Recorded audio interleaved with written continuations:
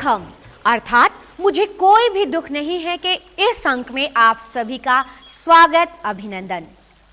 हमारे इस धारावाहिक में हम आपको आपके भावनात्मक, मानसिक और शारीरिक दुखों तथा कष्टों से निवारण पाने के लिए, साथ ही स्वयं सिद्ध होने के लिए प्रेरित करते आ रहे हैं।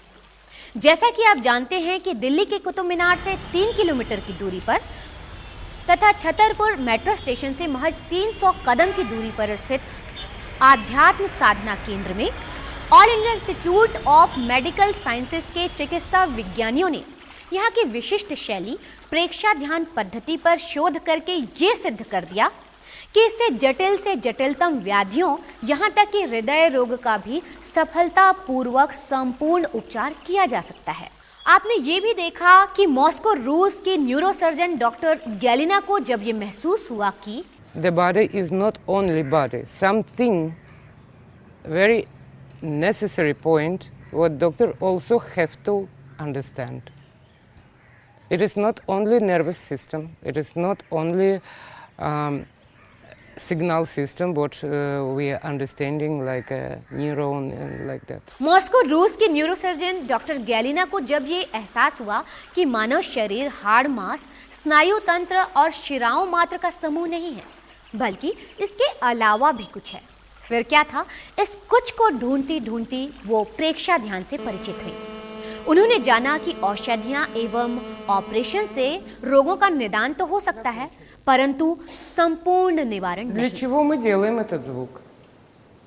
Кто почувствовал после того, как он произнес? उन्होंने ये भी जाना कि प्रेक्षा ध्यान से रोगों का संपूर्ण निवारण संभव है। हमने आपसे ये भी निवेदन किया कि यहाँ इस केंद्र में सभी धर्मों और संप्रदाय के लोग आते हैं। यहाँ पर आपका इष्ट आपका शरीर है, आपका मन है और आपकी चेतना है, यानी कि आप स्वयं सिद्ध हैं।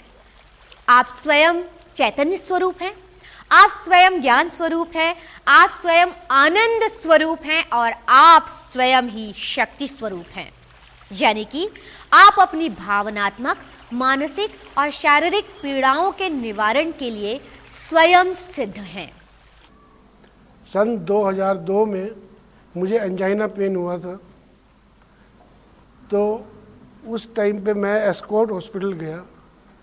वहाँ उन्होंने मेरा ब्लड प्रेशर चेक किया, तो उन्होंने मुझे उसी टाइम पे सीधा एडमिट कर लिया और बेड पे ही मुझे कहा कि भाई आपको जो है बाथरूम वगैरह जो भी कुछ है यही करना है। और अगले दिन बोलते जी आपकी हम एंजियोग्राफी करेंगे। तो मैंने कहा मैं तो यहाँ पे सिर्फ वैसे ही आया था चेकअप कराने, कर लेंगे तो एंजियोग्राफी कराने में क्या प्रॉब्लम है। मैंने कहा ठीक है कर दीजिए। तो सुबह से शाम हो गई, जब 6-7 बज गए और उन्होंने मुझे कुछ खाने पीने के लिए नहीं दिया, तो मैंने उनसे कहा कि भाई ऐसा है कि अगर आप एंजियोग्राफी नहीं कर रहे तो आप कृपया मुझे छोड़िए, मैं घर जाता हूँ अपने। तो रात को 8 बजे वो मुझे एंजियोग्राफी के लिए लेके गए। मई 2002 की मैं बता रहा हूँ आपको। तो एंजियोग्राफी करने के बाद सवेरे डॉक्टर क्लेयर मेरे पास आए और उन्होंने बताया कि मेरी जो है तीनों आर्टरी 90%, 80%, 70% ब्लॉक है। तो कहने लगे जी अब आप बताइएगा कि आप कैसे। मैंने कहा जी कैसे क्या, मैं तो घर जाना है। कहने लगे ऐसा है कि अगर आप जिंदा रहोगे तभी तो घर जाओगे। मैंने उनको झूठ बोला कि भाई मेरे यहाँ शादी है। कहने लगे नहीं, शादी अगर तभी हो पाएगी जब आप ठीक रहोगे। मैंने कहा जी नहीं, मैं तो बिल्कुल प्लान नहीं था, मेरे को जाना है। उन्होंने मुझे left against medical advice LAMA दे के मुझे छोड़ दिया। उसके बाद ये मेरे गुड सेंसेस प्रिवेल कर रहे थे या जो भी मेरा वक्त अच्छा था कि मेरे कज़न जो हैं मुझे डॉक्टर SC मंचंदा जी के पास एम्स में लेके गए। वहाँ डॉक्टर साहब ने मेरी जो है सीढ़ी देखी और मुझसे कहा कि आपका जो है बाईपास हम ओवरलुक नहीं कर रहे हैं, लेकिन 1 हफ्ते के लिए हम आपको आध्यात्म साधना केंद्र में भेज रहे हैं। तो उस टाइम पे हालत ये थी कि अगर कोई मुझे कहे कि सिर के बल खड़ा हो जाए तो मैं सिर के बल भी खड़ा होने को तैयार था, क्योंकि मेरे घर की परिस्थितियाँ ऐसी थी। तो मैं यहाँ आया 9 जुलाई को, मैंने यहाँ पे आके कैंप ज्वाइन किया 1 हफ्ते के लिए। जब मैं यहाँ आया तो कभी मुझे उल्टा करे, कभी सीधा करे, कभी सवेरे 5 बजे बिठा के सीधा बिठाते हैं कुछ कर। मैंने कहा यहाँ दिल का मामला है, प्रॉब्लम तो हार्ट में है, और ये मुझे उल्टा सीधा कर रहे हैं, ये मेरे समझ से बाहर है। लेकिन मुझे नहीं पता था कि इसमें इतना बड़ा ज्ञान छिपा हुआ है। 15 तारीख को जुलाई में उन्होंने मुझे छुट्टी दी, 1 हफ्ते का कैंप अटेंड करने के बाद, और 16 जुलाई से मैंने यहाँ पे, क्योंकि मैं नियर बाई 7 किलोमीटर दूर होश खास में रहता था उस टाइम पे, तो मैं 2 साल लगातार, चाहे कुछ हो जाए, आंधी हो, तूफान हो, बारिश हो, 0 डिग्री टेम्परेचर हो, मैं सवेरे यहाँ पे 5 बजे अपना पहुँच जाता, 6 बजे तक मेडिटेशन, 7 बजे तक एक्सरसाइज, मेडिटेशन के बाद एक्सरसाइज करने के बाद थोड़ी सी वॉकिंग करके यहाँ पे गुड़ चने मिलते थे अपने खाए। और 2 साल के बाद आज दिन तक, मतलब मैं उसके बाद आता रहा, लेकिन 2 साल तो मैं कंटिन्यूस आया। तो मेरा उस टाइम पे 94 kg वज़न था, तो 97 kg, 13 किलो मेरा वज़न कम हुआ, और 4-5 इंच मेरी पैंट कम हो गई। तो तब मुझे ज्ञान हुआ कि ये मेडिटेशन में कितनी शक्ति है, कि आदमी को यहाँ पे जीवन की कायाकल्प हो जाती है, कि पता चल जाता है कि मेडिटेशन से आप हर चीज़ में, अपने व्यापार में, अपने नौकरी में, अपने घर में, हर जगह उसका कितना फ़ायदा आप उठा सकते हैं। दूसरी बात, खाने पीने का इन्होंने मुझे समझाया कि क्या जो भी चीज़ हम खाएं, हमें पता होना चाहिए हम क्या खा रहे हैं। ये नहीं कि ये अनाब शनाब हर टाइम डालते रहे अंदर। पिछले अंक में बात शुरू हुई थी गुरुजनों के स्वामी धर्मानंद जी को दिए गए वरदान की कि तुम डॉक्टरों के डॉक्टर बनोगे।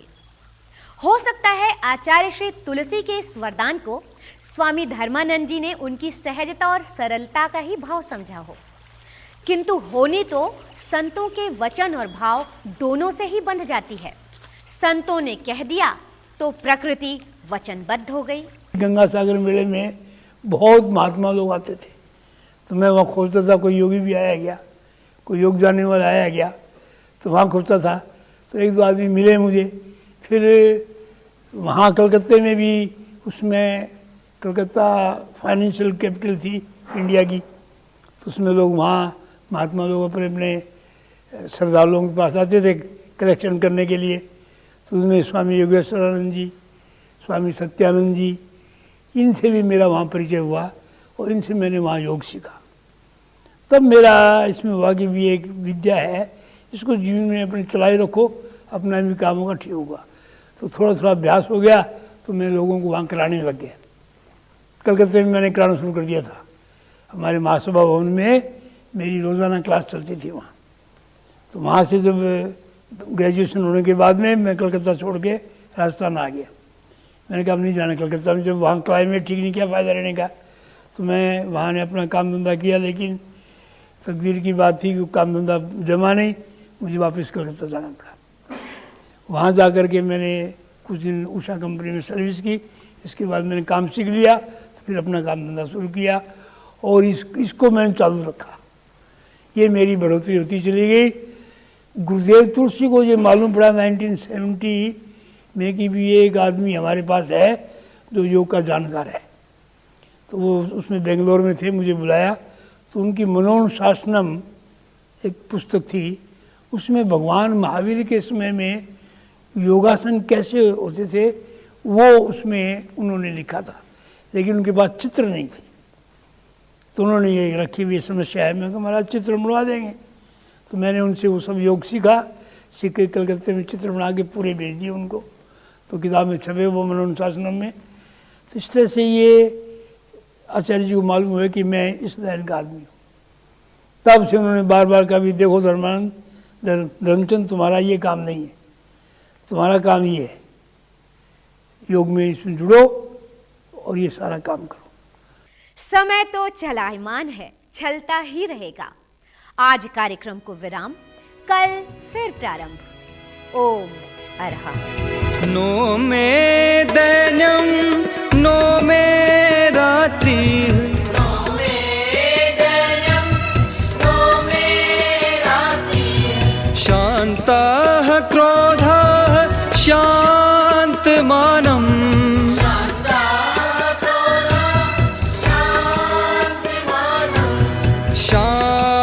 शान्तमाया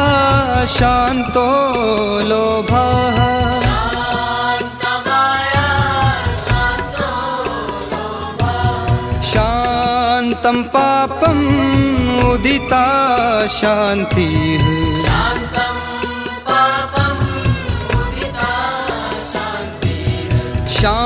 शान्तचित्तं लब्धं लब्धं